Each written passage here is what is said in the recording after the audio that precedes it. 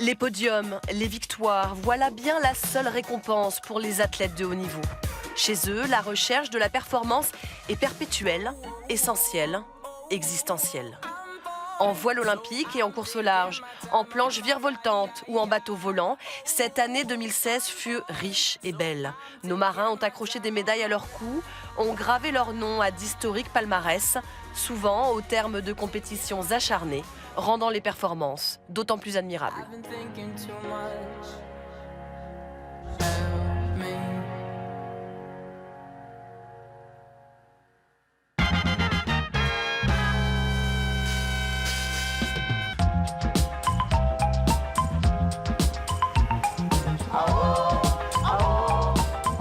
J'avais annoncé la médaille d'or parce que j'étais championne du monde en 2014. J'ai gagné 3 fois le championnat d'Europe. J'avais gagné aussi les 2 test events, voilà, il manquait plus que la médaille au jeu. Pas de doute, Charline a le don de se mettre une pression colossale sur les épaules. Ce mode de fonctionnement, elle l'assume, elle s'en nourrit même, et ce dès la première journée dans la baie de Guanabara. Je prends des options tout de suite payantes et ça m'est bien. Ouais. La première journée, elle est exceptionnelle, je fais 1-2-1. Voilà, c'est ouf de commencer comme ça. Mais l'italienne, la russe, la chinoise, l'anglaise sont là aussi et il n'y a guère que l'or qui les intéresse. Avant la medal race, Charline est 5e, heureusement, toujours dans la course pour la plus belle des médailles, à quelques points de l'italienne. Je suis capable d'être dans le doute, d'être dans le stress, etc. Mais au final, ça me procure une adrénaline et ce qui va me permettre de me transcender sur la manche, quoi. Mais mentalement, avant la medal race, on va dire que je suis fébrile, quoi. La medal race, la course qu'il ne faut pas rater. Charline part du bon côté, mais la chinoise aussi. Le duel est intense, fou. Le dernier bord de vent-arrière est le juge de paix entre les deux athlètes. Charline, à bout de force, y met ses tripes et son cœur et laisse Chen Peina dans son sillage. Elle coupe la ligne et elle le sait. Elle vient de devenir championne olympique. C'est tellement fort, les émotions. Voilà, ça faisait plusieurs semaines, plusieurs mois que j'étais dans les émotions, dans l'attente de ça. Et voilà, c'est tout qui se relâche.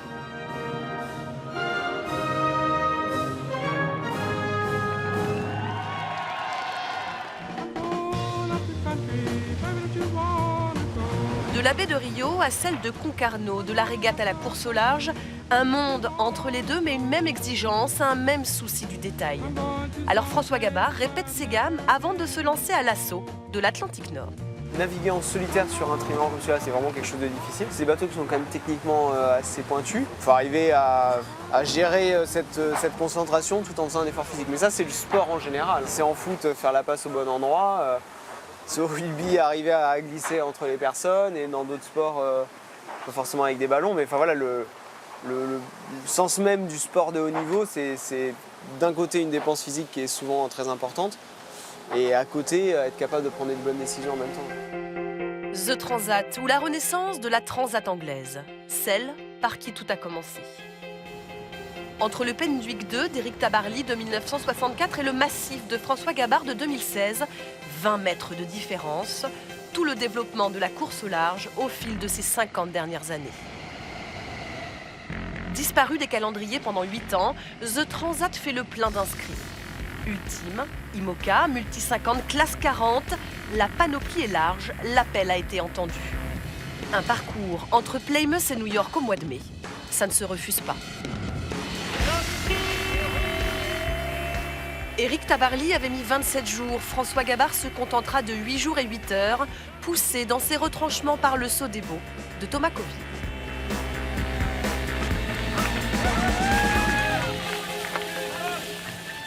Traverser l'Atlantique sur un trimaran, c'est pas rien, quoi. C'est pas facile, quoi. Et là, je l'ai fait, je suis content, et ça veut pas dire que je serais capable de le refaire. Enfin, je serais capable, mais c'est un exercice en soi qui est pas anodin et que je ferai pas 50 000 fois dans ma vie non plus. Sur le chemin du retour, François Gabard se paye même le luxe d'un nouveau record en solitaire. 785 000 avalés en 24 heures, soit 32 nœuds 7 de moyenne. Inouï. N'oublions pas que François Gabard a fait ses armes en catamaran au sein de l'équipe de France, une série où la médaille d'or nous semblait promise au jeu. Le duo Billy Besson-Marie Rioux, quadruple champion du monde de NACRA 17, marin de l'année 2015, allait chercher cet or. Oui, mais un dernier entraînement, un chavirage, et voilà le barreur blessé, victime d'une hernie discale. À Rio, il navigue au courage, mais reste immobilisé dans un fauteuil entre les courses. L'abandon, non, on est resté soudés parce qu'on est une équipe, vraiment une grosse équipe. Au-delà même de l'équipe de kata, de NACRA, vraiment l'équipe de France là montre vraiment un bon esprit. Malgré la souffrance, le duo sortira la tête haute avec une journée incroyable auréolée de 2 victoires et d'une 2e place. Sur ce coup, ils ont une fois de plus scotché tout le monde. Mais à ce niveau de compétition, pas de miracle possible quand on n'est pas à 100%. Billy et Marie finiront à la 6e place des Jeux Olympiques. On a passé 4 super années ensemble.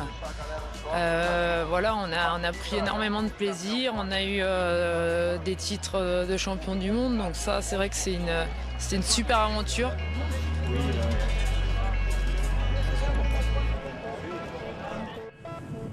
La blessure pour Billy Besson, un dématage après 5 jours de mer pour Johan Richomme et Charlie Dalin. Transat G2R nous a durement rappelé qu'on faisait un sport mécanique qui avait beaucoup d'éléments dans une course. Voilà, il fallait la réussite, il ne fallait pas casser. Un mât cassé au milieu de nulle part, Erwan Tabarly et Thierry Chabani connaissent. En 2014, lors de la précédente édition, ils avaient subi le même affront. Alors cette année, ils avaient une revanche à prendre sur les coups du sort. Une balle vers le sud, 30-35 nœuds de vent, quelquefois même plus. Folle, la Transat AG2R, aucun des équipages ne viendra plaider le contraire. Après 22 jours de mer, 4 minutes seulement séparent les 2 premiers. Une victoire au couteau pour Erwan Tabarly et Thierry Chabani, mais il faut dire qu'à eux deux, ils cumulent 13 participations à l'épreuve. Le bagage était solide. Après le duo, les figaristes passent au solo avec l'épreuve reine du circuit, la solitaire Bompard Le Figaro, 47e du nom. Plus besoin de présenter cette épreuve incontournable, antichambre du Vendée Globe. Abnégation, excellence, sens marin, tout y est. La solitaire Bompard, c'est le point d'orgue de la saison. C'est vrai que c'est un peu notre tournoi du Grand Chelem à nous. 4 étapes, un départ de Bordeaux, un final à La Rochelle et 39 skippers qui vont jouer des coudes à quelques longueurs les uns des autres pendant un mois. Du coup, pour rester réveillé, c'est électro au menu. Bon, c'est compliqué cette première étape là.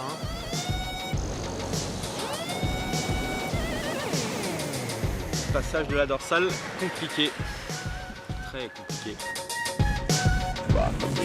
4 étapes et autant de vainqueurs différents. Mais au final, c'est bien massif qui bat massif. Johan Richomme s'impose pour 5 minutes et 10 secondes face à son coéquipier d'écurie, Charlie Dalin. Beaucoup d'émotions, j'aurais jamais cru la gagner, même si je le voulais et je suis venu dans l'état d'esprit de la gagner et il n'y avait pas d'autre solution pour moi. C'est quand même quelque chose d'incroyable et quand je repense à tout l'historique de cette course, ça me fait des frissons. Toute l'année, les figaristes se battent aussi pour accrocher le titre très convoité de champion de France élite de course au large en solitaire. Et à ce petit jeu-là, c'est Charlie Dalin qui a été le plus régulier du circuit. Il aurait pu faire les jeux, il est devenu coureur au large. On fait la filière classique en 420, c'est-à-dire championnat de France espoir, les nationaux en Méditerranée, en Atlantique, les stages à l'ENV à Quiberon tous les ans. Une fois mon bac S en poche, en fait, j'ai eu un choix entre soit passer en 4-7 ou alors faire des études un peu plus poussées. Et j'ai décidé de faire l'école d'architecture navale. User ses culottes de ciré en dériveur pour acquérir les fondamentaux ouvre ensuite au meilleur les portes des grandes compétitions internationales.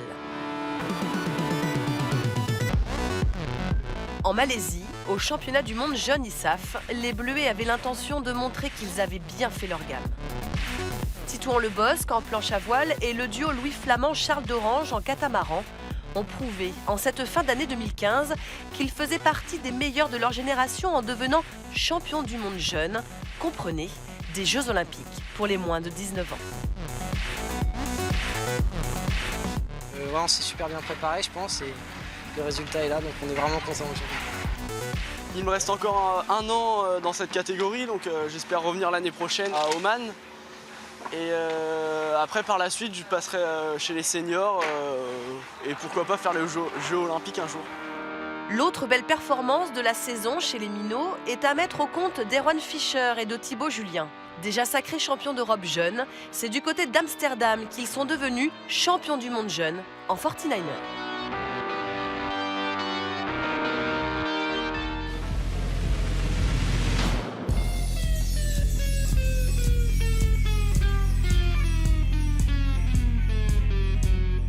C'était mes premiers Jeux Olympiques. Face à moi, j'avais des mecs qui ont été plusieurs fois médaillés aux Jeux, pour qui c'était pas une découverte.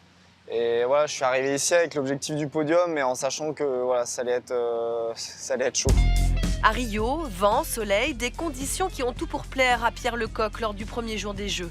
Mais les résultats ne sont pas là et la suite est à l'avenant, sauf lors de la dernière journée de qualification. Le planchiste dentiste fait montre de son talent, enfin. Je me suis souvenu de tout ce qu'on m'avait dit, que les Jeux, voilà, c'était une régate à part, qu'il fallait rien lâcher jusqu'au bout, que mentalement, voilà, c'est ce qui allait faire la diff au bout du compte. Et le lendemain, je suis reparti sur l'eau avec les crocs et j'ai réussi à faire une super journée quand mes concurrents directs, justement, ont été un peu en dessous. Et du coup, j'ai réussi à rattraper un retard mathématique, mais qui était énorme. Si l'or et l'argent sont déjà attribués avant la finale, respectivement aux Néerlandais et à l'Anglais, il reste le bronze à aller chercher. Casse-tête et scénario fou, la médaille va se jouer entre le Français et le Polonais Piotr Miska.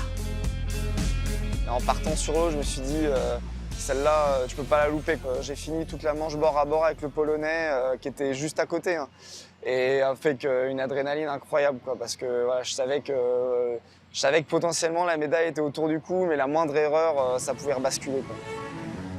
Mais il n'y a pas eu d'erreur. Champion du monde en 2015, Lecoq était attendu et il a tenu.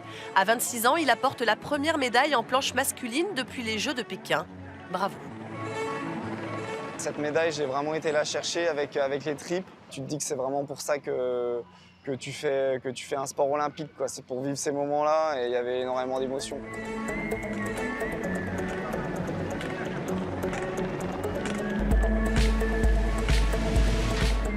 Dans la série, recherche de la performance et travail dans les moindres détails, Armel Lecléache se pose là.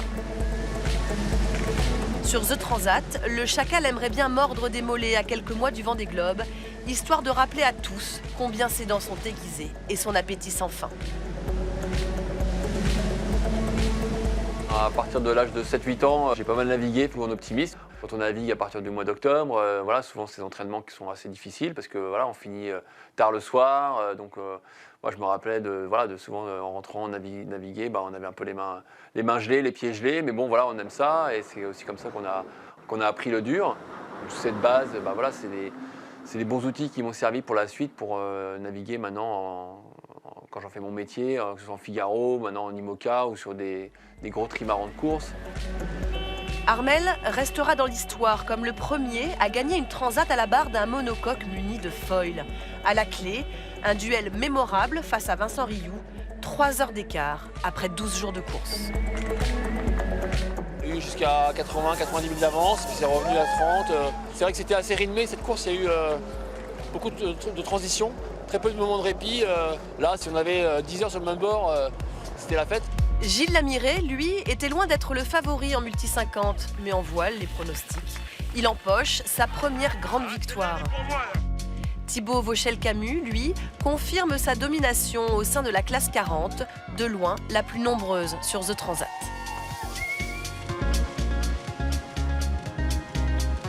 New York comme port d'escale, il y a pire dans la vie d'un marin, mais elle sera de courte durée, à peine 2 semaines, parce qu'il y a le match retour à livrer à haute vitesse encore, une transat entre New York et la Vendée.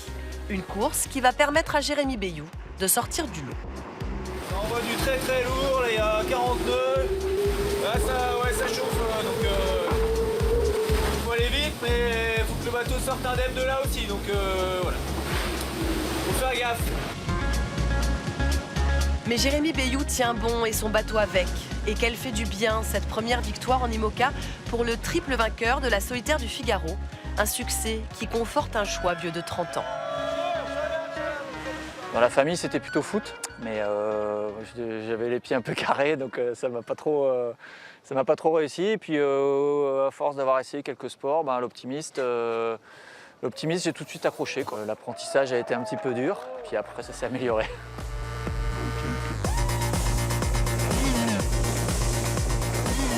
Si l'apprentissage du dériveur reste une valeur sûre, la pratique du multicoque de sport est de plus en plus prisée.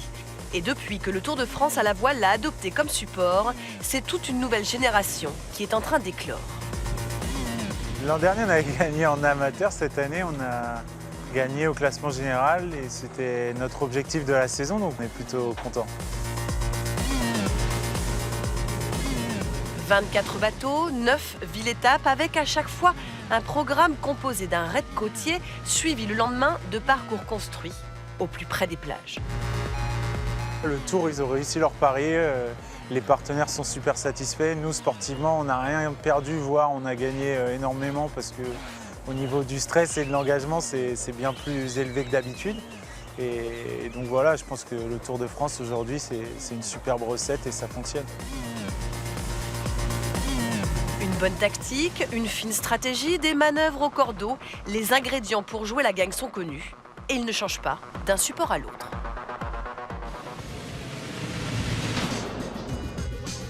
En SB20, l'équipage emmené par Aymeric Michel a su se mettre en valeur face aux 76 inscrits. Au final, une deuxième place entre deux anciens médaillés olympiques au championnat du monde disputé à Cascais fin août. L'année dernière, Robin Follin avait empoché le titre. Depuis, il a gagné sa place au sein de Team France Jeune, ticket gagnant pour une entrée dans le monde professionnel. C'est un projet vraiment très formateur parce que voilà, on a bénéficié de toute l'infrastructure, des moyens mis en œuvre pour des équipes pro, tout en étant voilà, une équipe jeune qui découvre le milieu. Donc on n'aurait pas pu avoir une plus belle entrée en matière. Vainqueur du classement amateur sur le Tour de France à la voile, Robin espère faire partie de l'aventure de la Red Bull Youth America. Ça se passera aux Bermudes pendant la 35e Coupe de l'América. Pas mal, non? Mais aujourd'hui, ils sont 14 sélectionnés, seulement 8 seront retenus. C'est un rêve, hein. Ça a toujours été ce qui me branchait le plus. Ça n'a pas forcément été les JO, pas forcément le Vendée Globe. Ça a toujours été la Coupe de l'América depuis tout petit. Et évidemment, de pouvoir participer à des régates sur des bateaux voilà, qui sont actuellement sur les America's Cup World Series, c'est un rêve. Ah, la Coupe de l'América. Groupama Team France s'y prépare d'arrache-pied. Au terme des 9 actes des Louis Vuitton America's Cup World Series, l'équipe de France a connu des hauts et des bas. Tout, sauf une surprise, tant le niveau est élevé. Mais l'important est bien de faire naître et de mettre au point une machine de guerre, le futur AC50. C'est avec lui que Franck Camas et ses hommes iront défendre leur chance. Coup d'envoi de la Louis Vuitton Cup le 26 mai prochain. C'est sûr qu'on ne peut pas gagner avec un bateau qui est plus long que les autres. Au moins pareil, c'est un bon objectif. On a vraiment la sensation de se battre contre les meilleurs, que ce soit les ingénieurs ou les marins, qu'on n'a pas droit à l'erreur, qu'on doit être très bon dans tous les détails. Et tous les membres du team ont l'impression de progresser vraiment rapidement sur ces derniers mois. Et jusqu'à la Coupe, ça sera comme ça. Histoire de mettre toutes les chances de son côté et de parfaire son apprentissage du vol, l'équipe a joué aussi sur le circuit international des GC32. Au final, un quasi sans faute pour le team sous les couleurs de Noroto, avec 4 victoires sur 5 étapes pour ses marins volants. France Blue is the winner of the Bruin Dolphin Commodore Cup 2016. Eric de Turckheim et son teasing machine peuvent savourer, ils ont tout gagné. La Sydney Hobart cet hiver, la Commodore Cup cet été et puis la Middle Sea Race cet automne. Cette superbe passe de 3 lui vaut de remporter le titre prestigieux de Yacht of the Year, décerné par le Royal Ocean Racing Club. Autre discipline, autre style, le match racing. Coup de chapeau à Anne-Claire Lebert et ses équipières toujours aussi affûtées sur le circuit professionnel réservé aux femmes. Les voilà cette année sur la 2e marche du podium. S'il fallait encore le rappeler, la voile se conjugue fort bien au féminin. Après la planchiste Charline Picon, après le match racing, les excellents résultats de Camille Lecointre et Hélène de France ne font que confirmer.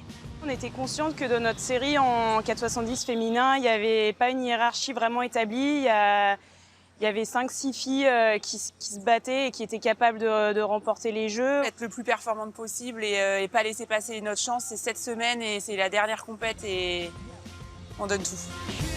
Et les deux régatières vont même aborder les Jeux Olympiques coiffées de la couronne de championne du monde. Pourtant, le début de compétition est difficile, mais l'essentiel est préservé. Elles seront bien en finale dans le top 10, avec en ligne de mire la médaille. Ça laissait pas de place à l'hésitation, il fallait vraiment y aller, pousser ses options et le meilleur moyen d'être devant les 5, c'était de gagner la manche. Donc on y est parti avec cet objectif-là. Resté au pied du podium à Londres, il était impensable pour Camille Lecointre de repartir du Brésil sans breloques. Les deux femmes se parent finalement du bronze et accrochent deux sourires radieux à leur visage. T'as envie d'aller au bout de ton rêve olympique ou sportif, faut foncer quoi. Il n'y a pas de demi-mesure, faut pas se dire oh là là mais si je fais ça, je vais manquer ça dans ma vie. Enfin je veux dire si t'as ça en toi, fonce quoi, c'est magique. Une dernière médaille olympique qui permet à l'équipe de France d'obtenir son meilleur résultat depuis les Jeux de 92. L'aboutissement de 4 années de travail phénoménal, parce que derrière ces 3 médailles olympiques, il y a aussi 16 médailles mondiales. Alors bravo à Jean-Baptiste Bernaz sur son laser, aux 4 septistes Sofiane Bouvet et Jérémy Mion, au planchiste Thomas Goyard, pour ne citer qu'eux.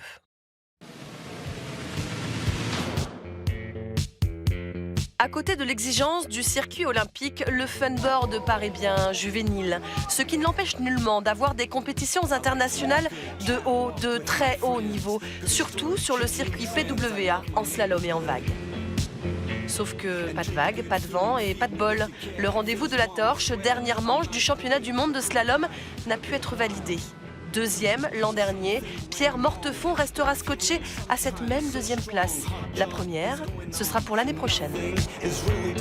Malheureusement, on n'a pas de Jeux Olympiques, mais bon, après, notre discipline, elle reste importante tout au long de l'année. Le fait d'avoir une équipe, c'est bien parce que déjà, ça fédère. On est quand même, je pense, la plus grosse nation en windsurf au niveau mondial. Ça permet aussi aux plus jeunes de voir ce qui se passe au niveau de l'élite, de voir qu'il y a une équipe de France et de pourquoi pas rêver un jour l'intégrer.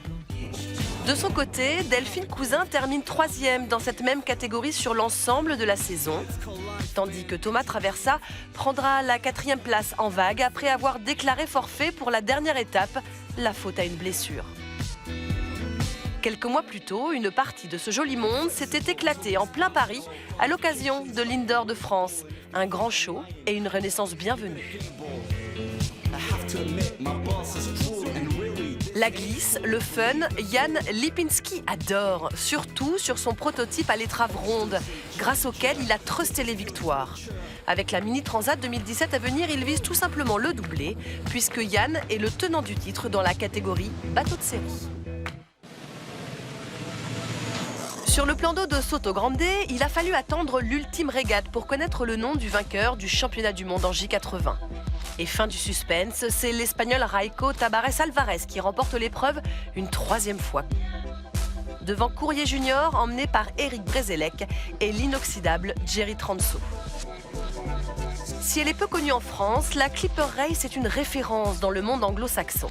À bord, un équipage qui paye rubis sur l'ongle son embarquement autour du monde. Seul, le skipper est rémunéré. Et Cocorico, le gagnant cette année est français, il s'appelle Olivier Cardin. Autre épreuve qui gagne à être connue, la Sailing Champions League, véritable coupe d'Europe des clubs.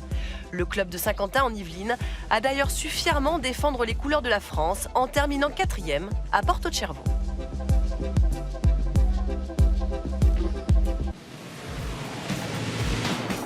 Retour à Rio au mois de septembre pour les Jeux paralympiques. Et Damien Seguin a fait retentir la Marseillaise. Il apporte sa 4e médaille à l'équipe de France. Mes premiers Jeux, j'avais à peine 24 ans. Et voilà, j'avais déjà rapporté une belle médaille d'or à cette époque-là. Et 12 ans après, je récidive à Rio. Donc ouais, une belle satisfaction forcément. Hein, quand on arrive sportivement à atteindre son objectif, c'est génial. Et puis ça montre aussi que dans le sport de haut niveau, on peut aussi durer. Et le marin est un habitué des horizons variés. Après plusieurs années passées à naviguer en transat sur son classe 40, il s'est aujourd'hui trouvé une nouvelle montagne à gravir. L'objectif, ça va être de lancer un projet Vendée Globe pour 2020, avec forcément des belles courses intermédiaires avec la Transat Jacques Vabre et la Route du Rhum aussi à venir. Donc voilà, c'est un programme et un projet ambitieux, mais je pense que j'ai les moyens d'y arriver. Et en tout cas, c'est quelque chose qui me passionne. J'ai vu Florent sur la télé. Ah oui.